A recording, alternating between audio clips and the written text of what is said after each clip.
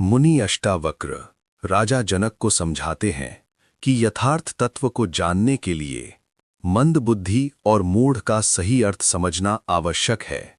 जो व्यक्ति संकीर्ण मानसिकता से ग्रस्त है, केवल अपनी इच्छाओं और स्वार्थों में लिप्त रहता है और इंद्रिय भोगों से परे कुछ नहीं देखता, वो यथार्थ ज्ञान को समझ नहीं पाता।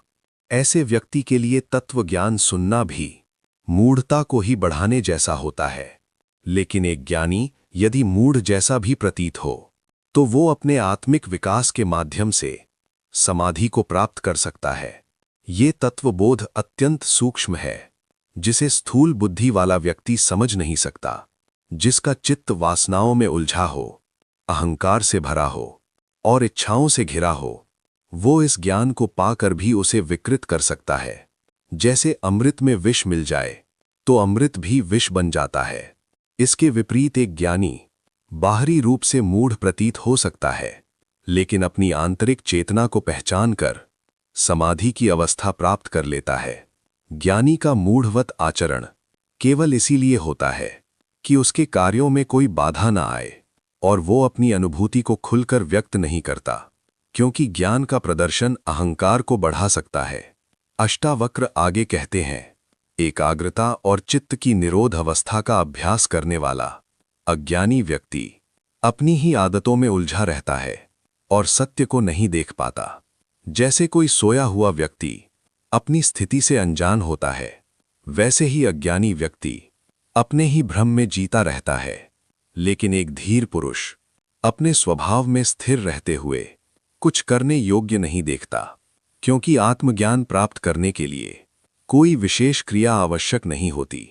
अब तक कोई भी प्रयास करके आत्मज्ञान तक नहीं पहुंचा। बुद्ध ने भी अनेक साधनाएं की, लेकिन कुछ प्राप्त नहीं हुआ। जब उन्होंने सब प्रयास छोड़ दिए, तभी आत्मज्ञान प्राप्त हुआ। आत्मज्ञान मिलने में समय नहीं लगता, ये एक ही क्षण में प्राप्त हो सकता है। यह सबसे बड़ी भ्रांति है कि ज्ञान प्राप्ति के लिए कुछ करना आवश्यक है, जबकि वास्तविकता ये है कि केवल जागरूक होकर देखना ही पर्याप्त है। जिसे कभी खोया ही नहीं, उसे खोजने की क्या आवश्यकता। जो पहले से भीतर विद्यमान है, उसकी तलाश कैसी।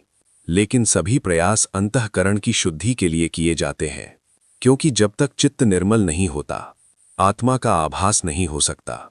अज्ञानी व्यक्ति चित्त की एकाग्रता और निरोध के लिए विविध साधनाओं का अभ्यास करता है, लेकिन मन अत्यंत चंचल है। वो बार बार विषयों की ओर भाग जाता है। मन को रोकने में ही पूरा जीवन निकल जाता है।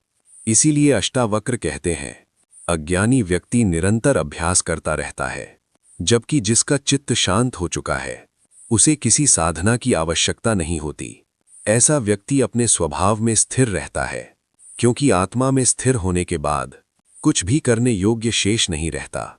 प्रयास से अज्ञानी व्यक्ति निवृत्ति को प्राप्त नहीं कर सकता, जबकि ज्ञानी केवल सत्य को जानकर ही मुक्त हो जाता है। चित्त की वृत्तियां पत्तों के समान है और उनका मूल अहंकार है।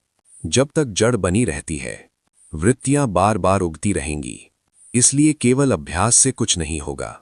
जिस प्रकार एक सिंह का बच्चा भेड़ों के बीच पलता है, तो वो खुद को भी भेड़ समझने लगता है, लेकिन जैसे ही वो अपना असली स्वरूप पहचानता है, उसका भ्रम टूट जाता है। उसे कोई साधना करने की आवश्यकता नहीं होती। इसी प्रकार मनुष्य ब्रह्म बनता नहीं है, वो पहले से ही ब्रह्म है, सिर्फ उसे पहचानना है। यही आत्मज्ञान है, यही मुक्ति है।